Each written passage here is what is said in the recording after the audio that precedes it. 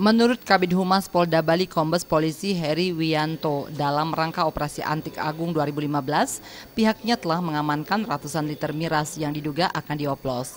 Penangkapan itu berawal dari informasi masyarakat bahwa sebuah diskotik di Jalan Legian Kuta menjual minuman keras oplosan.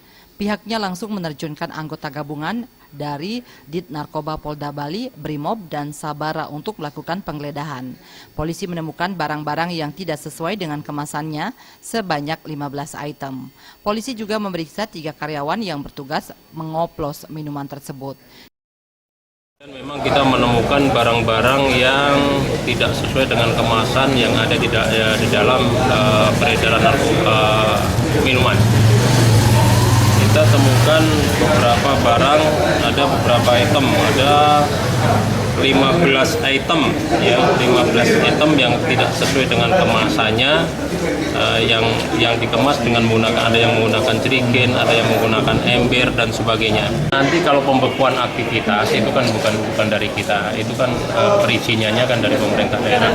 Tetapi yang jelas kalau memang ada ya kegiatan-kegiatan yang tidak sesuai, ya nanti akan kita rekomendasikan untuk ke sana.